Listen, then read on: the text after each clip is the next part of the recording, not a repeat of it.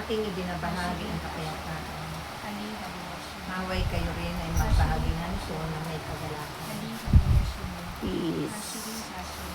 Maraming salamat aking mga anak na minamahal. Minsan hindi pinanghinawaan tugunin ang panawagan ng Diyos. Dahil ang pagtitipon ito'y kanyang kalooban. Kung kaya't sa bawat araw na kayo'y nagkakatipon sa panawagan ng Diyos, ito ay pahalagahan ninyo at bigyan oras at panahon upang matugunan at siya'y tunay na masyahan sa mga gaganapin ninyong mabubuting. Lagi niyang itinuturo ang mga bagay na ito sa inyo upang kayo man ay manatilig sa maging ang lalabas sa inyong mga labi ang sa inyong nasa isipan ang laman ng inyong kalooban ang inyong mga paningin lahat kabutihan ang magiging dahilan kung bakit kayo ay nananapili sa gawain. Kaya ipagpatuloy ninyo ang lahat ng iyan ating marami kayong mababahaginan ng mabubuting bagay tulad ng pagpapalaganap ninyo ng mabuting bagay. Dahil ito'y ginanap ko kung ako'y nabubuhay sa sanglibutan ito.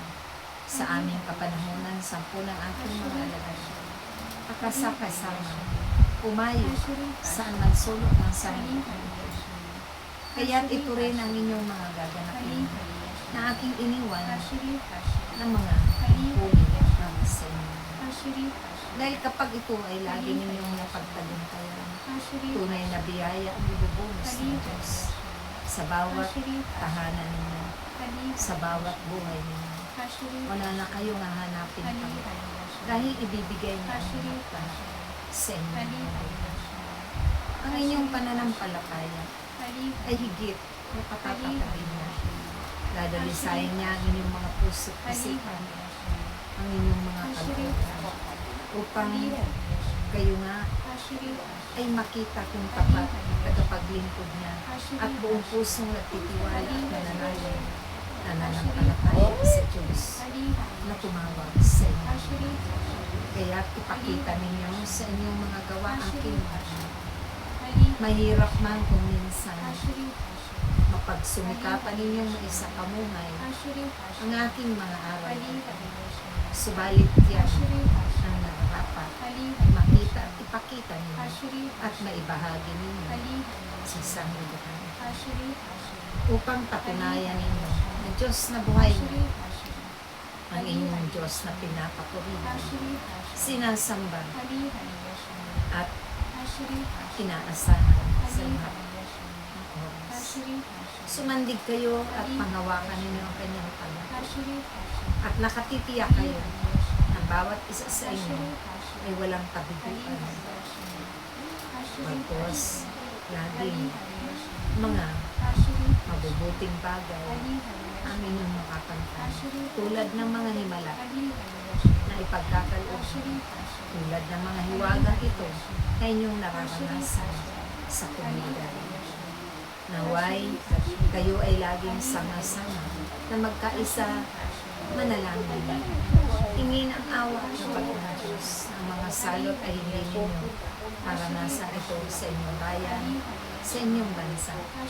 Naway, sa pamamagitan din ng pagkakaisa ninyo sa pananalangin, matundo ko na ang mga mumunting kaguluhan sa inyong pamahalaan. Higit sila rin ay mapuno ng pag-ibig at ito rin ang maipadama nila sa kanilang mga kapwa sa paglilingkod nila sa komunidad at sa lahat. Higit na matututo din sila umibig at higit sa Diyos na may-ari din ng kanilang mundo. matututo sila at maaalala nila na may Diyos na nagbigay ng lahat-lahat. At kung anong mayroon sila sa tulad naway, huwag ninyong ihinto ang inyong mga pananalangin. Hindi lamang sa pagdaralita ng banal na Santo Rosario ng ating mahal na ina. Dahil kami naririyan lagi, katulong niyo, katuwang sa lahat na inyong gagampanan tungkulin. Kaya ipagkatiwala ninyo ang lahat habang kayo ay bumahayo, habang kayo ay gumaganap ng mga napakahalagang mga ipinag-utos ng Diyos. Tulad ng inyong mga pagtayo sa harapan ng mga kapwa ninyo upang ihayag ang katotohanan. Ihayag at patutuhanan lagi ito sa araw-araw na pagtitipon. Maraming salamat aking mahal. Mag-ibigan kayo sa isa't isa. Naway ang Espiritu ng Diyos na siyang pumupuspos sa bawat isa sa inyo ay manatili sa kalooban ng bawat isa. Praise God.